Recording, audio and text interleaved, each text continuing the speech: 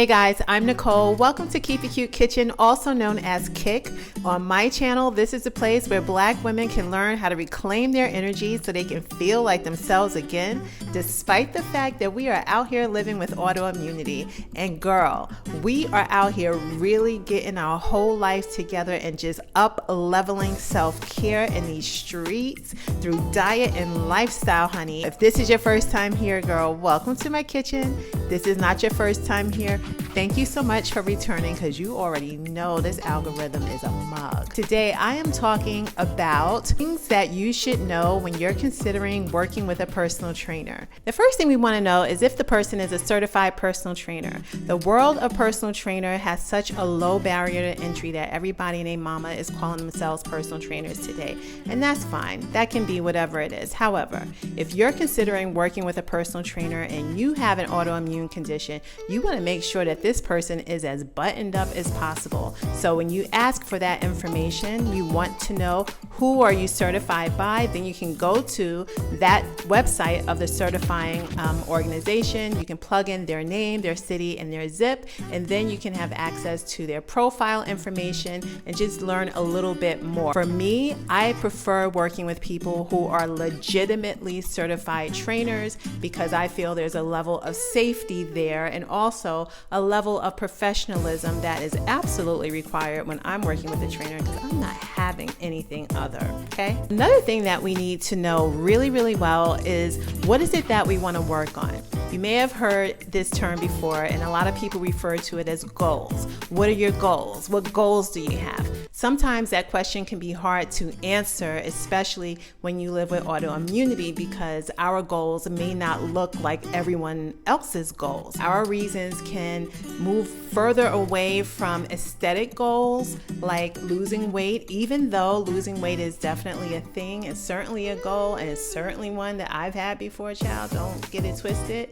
But at the same time, some of our other goals may look more like, relieving us of some of our symptoms. When I went into the gym to work out, one of the things I wanted to work on was my lower body. And I wanted to work on my quadriceps and my hamstrings, but not necessarily because I wanted to change the look of my legs, even though that is, the byproduct of that. But I wanted to work on that area to support my knees, because my knees were giving me the business. So when you think about it and you're considering working with a trainer, it's like, what is it that you want to be relieved of?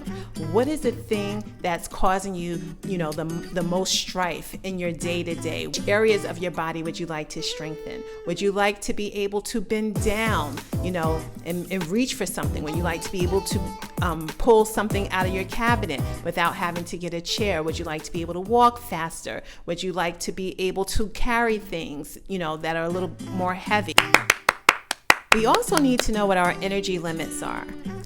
When you're thinking about working with a trainer, your trainer, the trainer is going to, want to put you on their schedule, fit you in, figure out the days, figure out your time slots and all of that. If you are not already hyper aware of what your own limits are, you could potentially agree to working out at a schedule that really isn't ideal for you.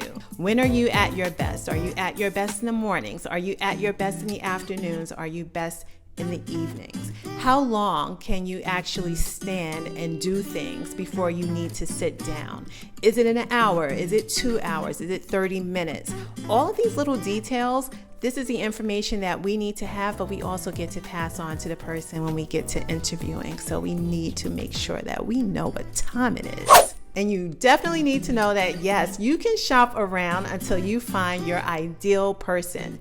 This is someone who's not only going to be working with you over a period of times, days, weeks, possibly months, and also spending time with you, during the actual session, but you also want to think about, like, during the time that you're working with this person, you're working on something that's very important for yourself.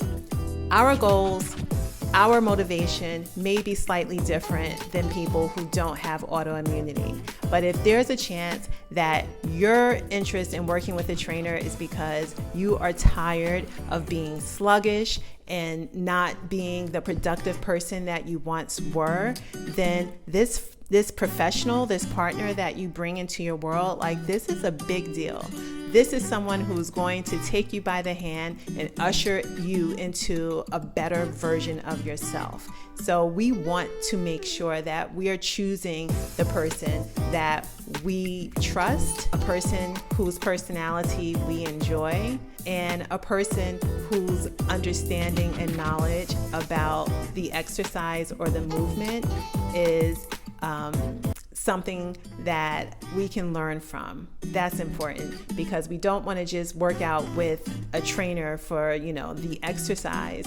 We want to also learn our bodies, learn about exercise, and possibly learn even more about ourselves. And the last thing you need to know, girl, is that I am a certified personal trainer, and I'm an orthopedic exercise specialist, and body sculpting as a form of strength training is my specialty.